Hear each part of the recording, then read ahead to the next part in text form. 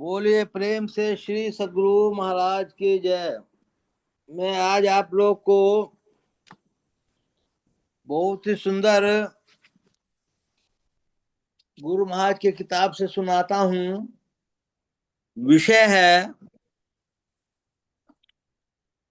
जो चेतन आत्मा से पहचान में आवे वह ईश्वर है।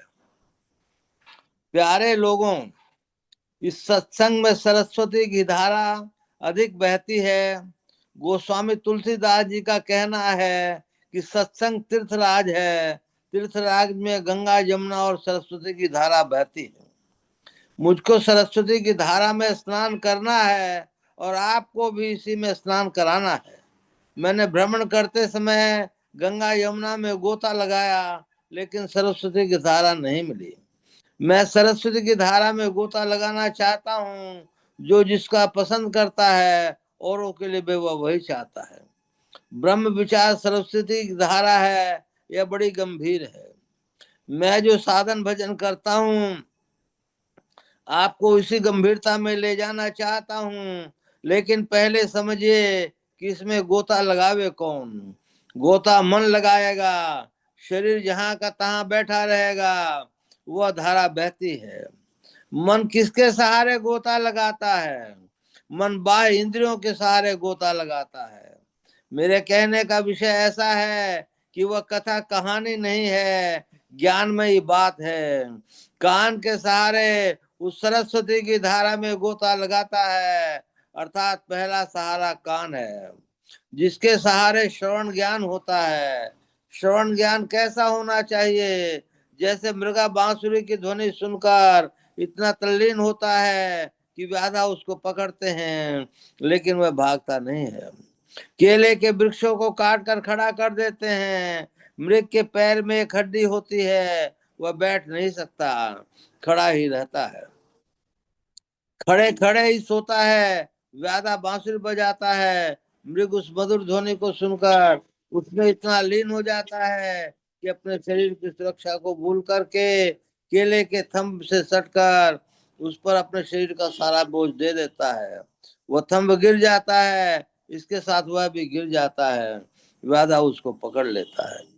मृग ही की तरह ज्ञान की बातों को सुनने में तल्लीनता होनी चाहिए, अर्थात सब ओर से मन को समेटकर सुनने में लगाना चाहिए। इसके बाद मनन ज्ञान है, जो सुनो उसको विचारो, विचार में खूब डूबो, यहाँ तक कि बुद्धि शक्ति हो। खूब विचारो और विचार में इस तरह एकाग्र होकर विचारो कि पपीहा जैसे स्वाति बूंद के लिए रटता है। पहले श्रवण ज्ञान में मन लगाओ। ब्रह्म क्या तत्व है? ब्रह्म संबंधी ज्ञान बहुत ऊंचा है। उसके पूर्व में क्या कहूं, इसका ज्ञान होना चाहिए। क्योंकि सभी कहते हैं कि मैं हूं, वो अपने तय क्या है इसको सोचे। भगवान श्री कृष्ण ने कहा था कि यह शरीर रूपी क्षेत्र 5 स्थूल तत्व, 5 सूक्ष्म तत्व,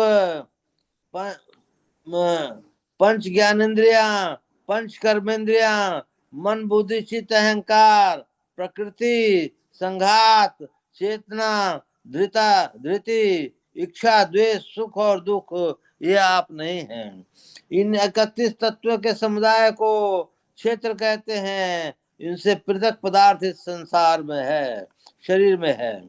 वह आप हैं, जिसको क्षेत्रज्ञ या अध्यात्म भी कहना चाहिए। उपर्युक्त 31 तत्वों के संग में पढ़कर आप अपने को सुखी दुखी मानते हैं और इनमें 27 तत्वों से भिन्न होकर हैं, तो इच्छा द्वेष सुख दुख आपके लिए कोई वस्तु नहीं रहेगी। तब अपने से अपने को पहचानेंगे। अनेक जन्मों से मैं हूँ कहते चले आ रहे हैं, लेकिन अपने तय को पहचानता नहीं। अपने को केवल विचार से ही नहीं, प्रत्यक्ष में पहचाने। जैसे शरीर को पहचानते हैं, ऐसा ख्याल ना करें कि वहां देखने के लिए इसी तरह की आंख है। जैसे कोई आंख से सबको देखते हैं, आंख को देखने के लिए आईने का साधन लेकर आंख से देख सकते हैं। इसी तरह ईश्वर भजन का साधन लें तो उस साधन को करते करते उन 31 तत्वों से अलग हो जाएंगे और तब समझेंगे कि सूरत अर्थात चेतन आत्मा सत्य है। संत तुलसी साहब ने कहा है, सुत सरति समझ सिहार साधो निरख नित नैनन रही, धुनि धधक धीर गंभीर मुरली मरम मन मारग रही। आप जड़ नहीं है, चेतन आत्मा है, वह मिटने वाली नहीं है, मिटने वाला शरीर है। इसकी खोज बाहर बाहर होने योग्य नहीं है, यह खोज अपने शरीर के अंदर होगी। इस खोज को करते करते 31 तत्वों से अलग होकर अपने को ऐसे पहचानेंगे जैसे शरीर को पहचानते हैं। लेकिन यह बिना ईश्वर भजन के नहीं होगा। ईश्वर भजन की बातें बहुत हैं, लेकिन मैं उतना ही कहूंगा जिससे काम चले। आप पंच विषयों को पंच ज्ञानेंद्रियों से जानते हैं, केवल आंख से पंच विषयों को नहीं जानते, केवल कान से पंच विषयों को नहीं जानते। आंख के लिए केवल रूप और कान के लिए केवल शब्द है। कोई कहे कि आंख से हम सुन भी लें, हो नहीं सकता। इन बातों को जानकारी के बाद कोई पूछे कि क्या रूप है, तो आप कह दीजिएगा कि आंख से जो ग्रहण हो वह रूप है, शब्द क्या है जो कान से ग्रहण हो।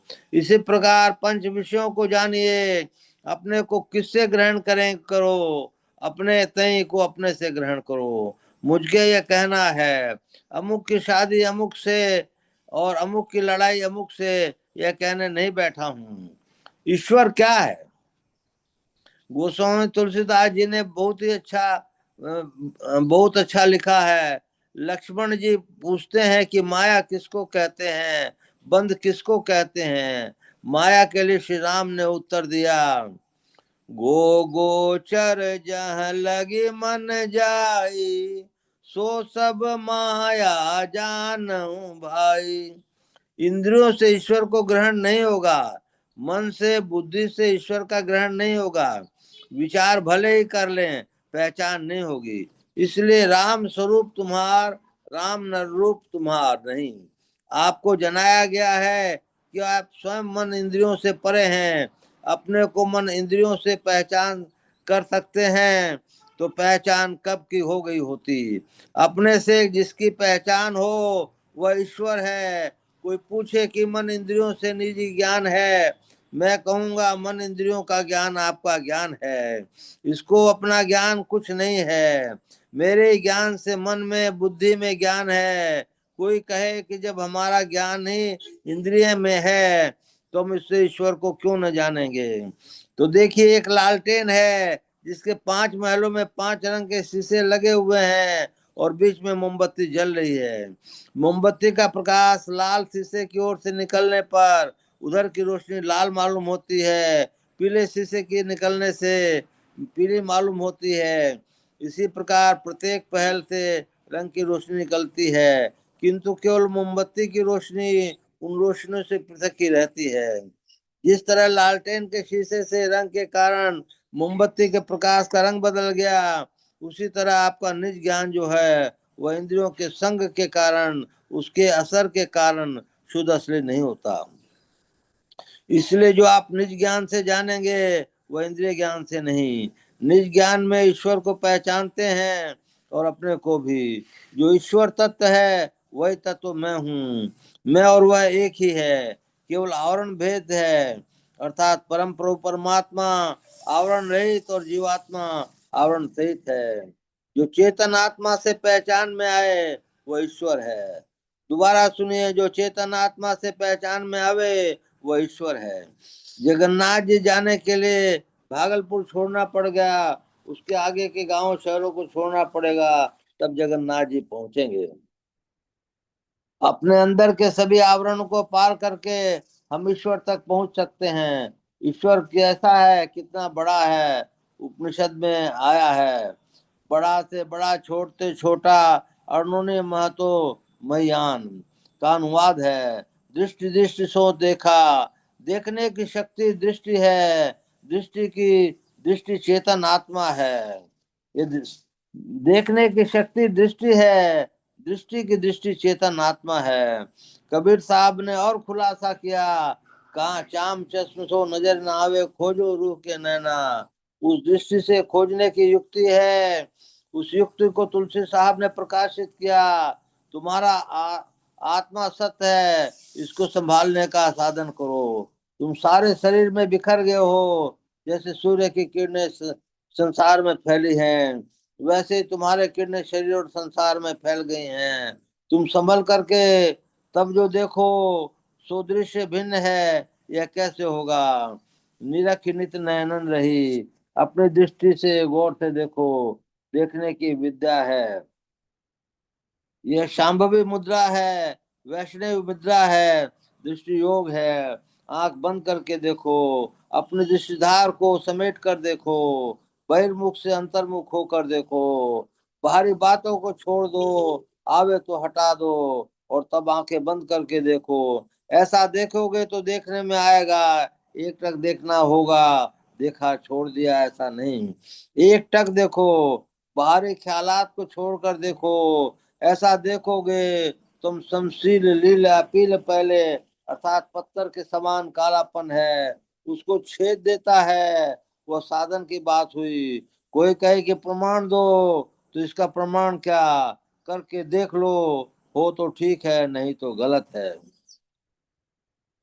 तुम्हारे साधन में कसर नहीं हो, तुम देखोगे कि गुरु ने जो कहा ठीक कहा, करके देखने का काम है। उधर ही विमल विलोचन ही के, मिटे ही दोष दुख भव रजनी के, सूझे ही रामचरित मन मानिक, गुप्त प्रगट जहाँ जो जय खानिक, और खेल खुल खुल लकी पड़े। एक ही बात है, इस तरह कहने से ईश्वर के चरणों में तुम्हारा प्रेम बढ़ेगा, ईश्वर के प्रति तुम्हारा झुकाव अधिक से अधिक होगा, जिससे आप अपने से पहचानो वह ईश्वर है। शरीर का संग, इंद्रियों का संग छूट जाना चाहिए। जैसे मथे गए दूध से मक्खन अलग होकर फिर दूध में ही रहे, उसी तरह अपने शरीर इंद्रियों से छूटकर अपने में रहो। ये जीवन मुक्त होना, यह शरीर ज्ञान से बहुत ऊंचा है, बुद्धि की गति वहां नहीं है। इसी दशा में ईश्वर की पहचान होती है। बड़े जगमग रूप का दर्शन हुआ, यह मामूली बात है। मनु राजा और शत्रुपा ने बहुत तप किया, लेकिन शरीर ज्ञान से बाहर नहीं होकर शरीर में रहकर सुंदर दर्शन पाया। यह माइक दर्शन है, कोई नहीं मानेगा तो मैं कहूंगा, गो गोचर जह लगी मन जाई, सो सब माया है जानो भाई। इसको कहाँ फेंक दीजिएगा। एक पंडित जी ने कहा कि भगवान राम का शरीर चिदानंद में था, चिदानंदमय देह तुम्हारी, विगत विकार जान अधिकारी। मैंने कहा चिदानंद उर्फ माइक या अमायिक, उन्होंने कहा अमायिक। मैंने कहा तो क्या अमायिक रूप का दर्शन इस माइक आंख से हो सकता है। थोड़ी देर चुप रहकर वे बोले, यह समझने की बात है। भगवान कृष्ण के विराट रूप का वर्णन है कि उसमें बहुत से विकराल मुंह, हाथ, नाक, कान, पैर, कान आदि थे। उस रूप को देखकर अर्जुन डर से थरथर कांपता था, कहता था अपना सौम्य रूप दिखाइए। नारद को भी विश्व रूप का दर्शन हुआ, लेकिन भगवान ने कहा था, तू मेरे जिस रूप को देख रहा है वह सत्य नहीं है, वह माया है। मेरे सत्य स्वरूप को देखने के लिए इसके आगे जाना पड़ेगा। माया रूप के दर्शन से मनुष्य रूपा को क्या हुआ, रामायण में है, वर मांगा और आप ही की तरह पुत्र हो। भले ही वह सात्विक इच्छा हो, स्वर्ग सुख भोगा।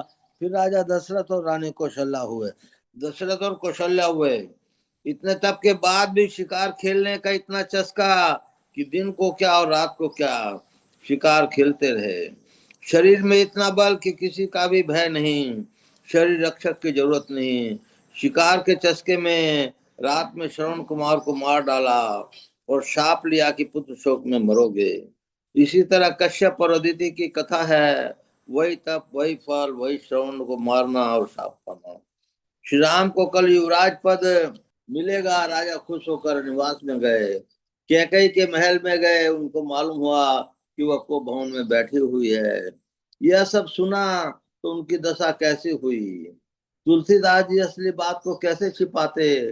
आस्तिक का बच्चा हूँ, भारत का बच्चा हूँ, श्री राम श्री कृष्ण को मानने वाला हूँ। एक बार एक पादरी मेरे पास आया और कहलवाना चाहा कि ईसा मसीह श्री राम श्री कृष्ण से विशेष थे। मैंने यह बात नहीं मानी तो फिर मेरे पास नहीं आया।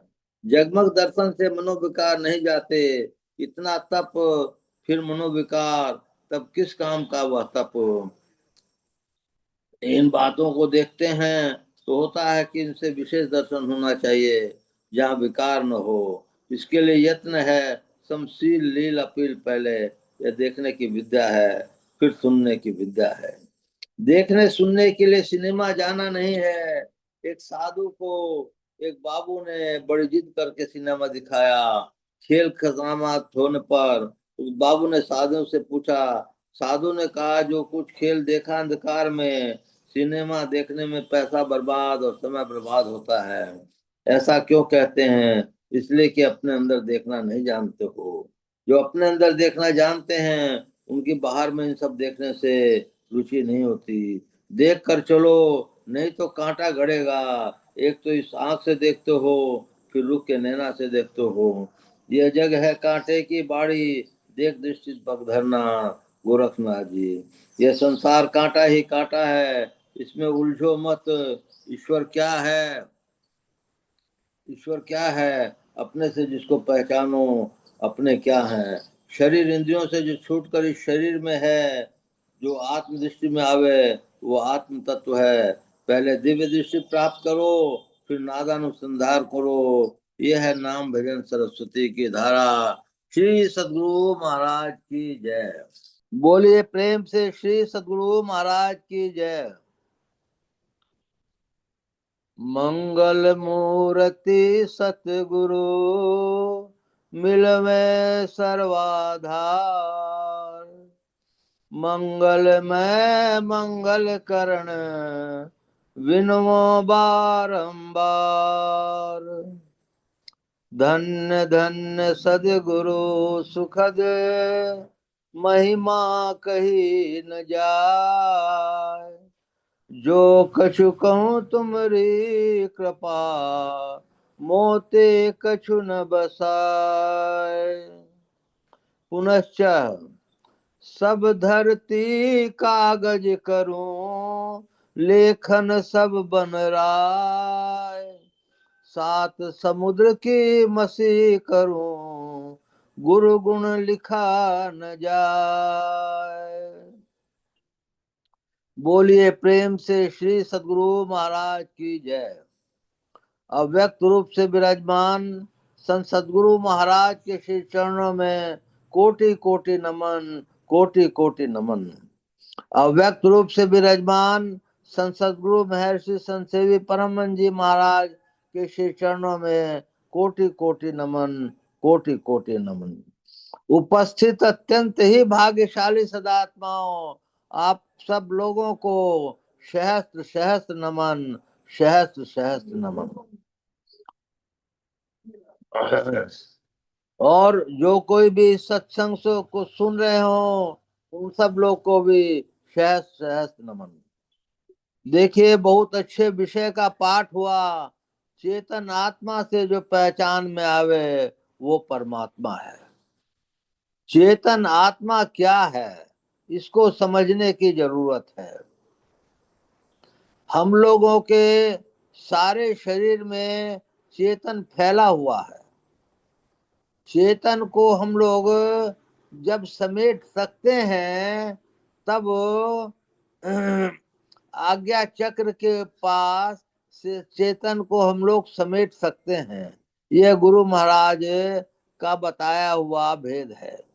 इसको हम लोग यदि समेट सकते हैं तो आपका जो नीचे का पांव वगैरह है लगभग सो जाता है। उस सो जाते की स्थिति में कुछ चेतन समेटा जाता है। समेटे पूर्ण चेतन समेटने का उदाहरण गुरु महाराज ने खुद दिया है। हर्निया का ऑपरेशन करवा रहे थे तो डॉक्टर लोगों ने वो जो है दवाई जो है सुंघाने की होती है, या लगाने की होती है, जिससे होश नहीं रहता है, वो लगाने आए। उन्होंने कहा कि आप लोग को क्या करना है, मुझे 5 मिनट का समय दीजिए। 5 मिनट के समय में वो अपनी चेतन धारा को ऊपर ले गए। चेतन धारा को ऊपर ले गए, फिर उन्होंने बुलाया डॉक्टरों को, लीजिए काट पीट कर करके जो करना है अपना कर लीजिए। नंदलाल जी मोदी उस समय के प्रधानमंत्री थे। उनसे डॉक्टरों ने पूछा, उन्होंने हाँ कह दिया, बॉन्ड भर के लिख दिया, और उन्होंने उनका ऑपरेशन हो गया। ऑपरेशन हो कर करके फिर गुरु महाराज अपने जो है मैंने डॉक्टरों के कहने के बाद चेतन धारा को अपने नीचे ले आए। कहने का मतलब ये है कि वो जो चीज है वो बहुत इम्पोर्टेंट है। हम लोग हम एक कथा कई दफे कहते हैं। एक दफे देवताओं का और राक्षसों का युद्ध हुआ। देवता लोग जीत गए। देवता लोग खुशी मना रहे थे। इंद्र, पवन, सभी लोग, सभी देवता लोग बहुत खुशी मना रहे थे। और इतने में आत्म तत्व आया। आत्म तत्व किसी शरीर में आया कि कैसे आया मैं नहीं कह सकता। तो आत्म तत्व आया तो कौन है दरवाजे पे, इंद्र भगवान ने भेजा उनको। पवन तत्व गए, तो उन्होंने पूछा पवन तत्व से, आप क्या करते हैं? बोले मैं पूरे संसार को वायु देता हूँ। बोले कि आप, मैं एक तिनका उन्होंने फेंका, क्या आप इसको उड़ा सकते हैं? बोले अरे आप क्या बोलते हैं, इस तिनकों की बात क्या है? तो तिनकों को फूंक मारा। फूंक मारा तो आत्म तत्व तो आत्मा ने उसने खींच लिया था, वो कुछ नहीं कर पाए। इसी तरह अग्नि तत्व आए। अग्नि तत्व से उसी तिनके के सहारे में बोला कि आप इसको जला सकते हैं। अग्नि तत्व, अग्नि देवता हंसे और फिर लेकिन जला नहीं पाए। इसी तरह भिन्न भिन्न देवता आए, अपना अपना काम करे लेकिन कर नहीं पाए। कहने का मतलब ये है कि जब तक आप आत्मा का सहारा नहीं लेंगे, आपका शरीर कुछ कर ही नहीं सकता है। आत्मा मन बुद्धि चित्त चित्त को जगाती है। चित्त हिलता डुलता है, तब आप जो है उठते हैं। तब आपका मन, बुद्धि और अहंकार काम करते हैं। आप अंगड़ाई लेते हैं और सो के उठते हैं और फ्रेश फील करते हैं। तो हम लोगों का शरीर 14 तत्वों से बना हुआ है और 14 14 इंद्रियों से बना हुआ है। तो 14 इंद्रियों में इन इंद्रियों को आप अगर कंट्रोल कर सकते हैं और जो है उस रूप से कर सकते हैं कि आप आत्मा को पहचान जाएं, तब आप परमात्मा को भी पहचान सकते हैं। लेकिन आत्मा को पहचानना इतना आसान काम नहीं है। आत्मा को पहचानने के लिए पहले एक सर्वेश्वर पर अटल विश्वास, पूर्ण भरोसा, अपने अंतर में उनकी प्राप्ति का दृढ़ निश्चय रखना, श्री सद्गुरु की निष्कपट सेवा। निष्कपट मतलब पूर्णतः निष्कपट सेवा, सत्संग और दृढ़ ध्यानाभ्यास, इन पांचों के से होने से ही आपको मोक्ष का कारण समझना चाहिए या सर्वेश्वर से मिलने का इजाजत होना चाहिए। अब आते हैं असली विषय पर। पहले इसके लिए गुरु महाराज ने हम लोगों को बताया है कि आप जो है ध्यानाभ्यास कीजिए। ध्यानाभ्यास करते हुए आप जो है जब दिव्य दृष्टि प्राप्त कर लेते हैं, तब आपको सही नादानुसंधान की दीक्षा मिलती है। नादानुसंधान की दीक्षा लेने के बाद आप जो है माने अपना माने शब्द साधन करते हैं, और शब्द साधन करते करते एक दिन गुरु की कृपा प्राप्त होती है, तो आप जो है केवल शरीर को प्राप्त करते हैं और जो है साधना करते हुए उस परम प्रभु सर्वेश्वर में मिल जाने की योग्यता आपको आ जाती है। इसके लिए हमको कितना मेहनत करना पड़ेगा, समय नहीं है अभी बताने का। लेकिन मेहनत में एक जगत पीठ दे भागरी।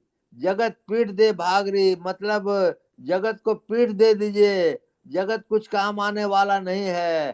केवल कर्तव्य कर्म करने के लिए 2 4 6 घंटे जो भी जरूरत है वो जगत में निकालिए, अन्यथा दिन रात दिन रात दिन रात परम प्रभु सर्वेश्वर के नाम में जमे रहिए। तब हो सकता है किसी न किसी जन्म में आपको मिल जाए, मिलेगा ही। लेकिन आप जो हैं अगर संसार के झमेले में फंसे रहेंगे तो ध्यान दीजिएगा कि आपका कर्म बंधन भी बनता रहेगा और ईश्वर से आप नजदीकी प्राप्त करने में भी समय लगेगा। ईश्वर से ज्यादा समय नहीं लगे। 2 जन्म 4 जन्म 10 जन्म 20 जन्म, भगवान बुद्ध को भी शायद 500 जन्म लगे थे, लेकिन माँ शबरी माई को 3 जन्म में ही मोक्ष प्राप्त हो गया था। तो इसलिए हम लोग को माने ऐसे सच्चे गुरु मिले हैं कि उसकी कल्पना नहीं की जा सकती।